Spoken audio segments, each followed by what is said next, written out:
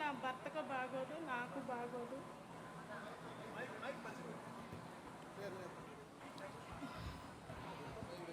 నాకు బాగోదు, నా భర్తకి బాగోదు. అయితే నాకు ఇద్దరు కొడుకులు. నా పెద్ద కొడుకు గత సంవత్సరం 2017వ తారీఖున 1వ నెల యాక్సిడెంట్ అయింది, చనిపోయాడు, స్పాట్ డెడ్. అయితే దిక్కు తోచక, ఎందుకంటే ఆ బిడ్డే మా కాదర్న, మమ్మల్ని చూసే బిడ్డ.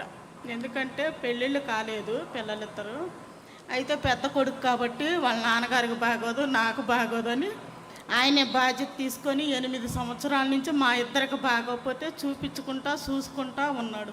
అట్టాటి బిడ్డ కోల్పోయలేకే దిక్కు తోసక, ఏ సాయం లేక అన్యాయం అయిపోయి అల్లాడిపోతున్న సమయంలో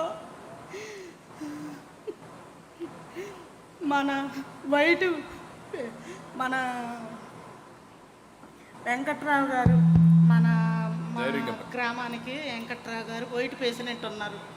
వైట్ పేషెంట్ గారు, తర్వాత కార్యకర్తలు మన బోదాల రమేష్ గారు, మరి పరిసిపోగు యమలు కార్యకర్తలు వచ్చి, అమ్మా నువ్వు ఇట్లా బాధపడుతున్నావంట, మన పార్టీ తరపున తెలిసింది, ఎందుకు బాధపడుతున్నావు, నీకే సాయం లేదని మేమున్నాము, మన చంద్రన్న ఉన్నాడు, లోకేష్ అన్న ఉన్నాడు, ఇట్లా సభ్యత్వం కట్టున్నావు, నీకు సభ్యత్వం వర్తించుద్ది, నీకు 5 లక్షలు వస్తాయమ్మా, నువ్వు 100 రూపాయలు కట్టి సభ్యత్వం చేసుకున్నారు కదమ్మా, మీరు ఎప్పటి నుంచో మన పార్టీలో ఉన్నారు కదమ్మా, అందుకని మీరు బాధపడొద్దు, నువ్వు ఏడవద్దమ్మా, నీ బిడ్డనైతే మేము తెచ్చించలేం, కానీ మేము చేతనైన సాయం అయితే చేస్తామని వాళ్ళు ముగ్గురు వచ్చి 10,000 రూపాయలు ఇచ్చి, తర్వాత బీమాకు పెట్టుకోమ్మా, లోకేష్ గారు చేస్తారు సాయం, బీమా ఇద్దని లోకేష్ బాబు గారు పెద్ద మనసు చేసుకొని ఆ బీమా 5 లక్షలు పెట్టబట్టి,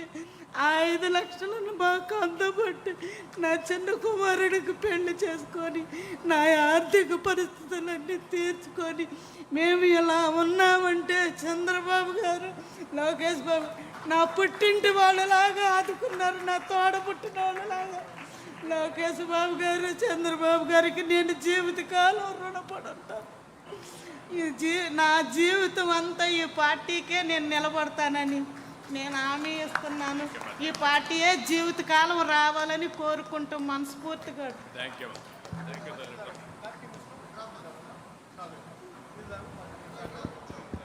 విశ్రాంతమ్మ గారికి ధన్యవాదాలు. ఆమె తాలూకా ఆవేదన, ఆమె తాలూకా బాధ కేవలం ఆమె తాలూకా కథ మాత్రమే కాదు, తెలుగుదేశం పార్టీలో ఎంతోమంది కుటుంబాలకి మన అన్న లోకేష్ అన్న గారు మొదలుపెట్టినటువంటి కార్యకర్త సంక్షేమ నిధి కానీ, మన ఇన్సూరెన్స్ కార్యక్రమం కానీ, ఆపదలో ఉన్నటువంటి ఆ కుటుంబాలకి ఏ రకంగా భరోసా ఇస్తూ వాళ్ళ పిల్లల జీవితాలకి ఒక పునాది ఇచ్చే కార్యక్రమం ఎలా చేస్తుందనడానికి విశ్రాంతమ్మ గారు చెప్పినటువంటి మాటలే మనందరికీ కూడా ఒక భరోసా అనేది మరొకసారి తెలియజేసుకుంటూ, ఇప్పుడు ఇదే తీర్మానాన్ని బలపరచవలసిందిగా సూదిమల్ల సునీతమ్మ గారిని వేదిక మీదకు ఆహ్వానిస్తున్నాం.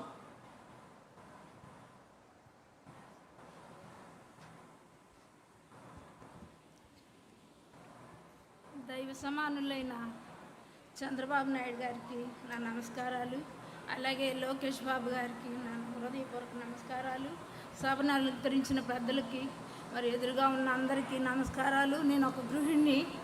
మరి నా బోత్ లెగ్స్ యాక్సిడెంట్ అయ్యి నేను 32 సంవత్సరాలకే నేను ఇంట్లోనే తప్ప బయట కూడా నడవలేను, ఆఖరికి ఆర్టీసీ బస్సు కూడా ఎక్కలేని స్థితిలో ఉన్నాను. నా భర్త నన్ను వివాహం చేసుకోకముందు నుంచి, తన ఓటు స్టార్ట్ అయిన దగ్గర నుంచి టీడీపీ పార్టీలో మరి తిరుగుతూ ఉండేవాడు. మా గ్రామం చిన్నది, 1000 పాపులేషన్ ఉంటుంది.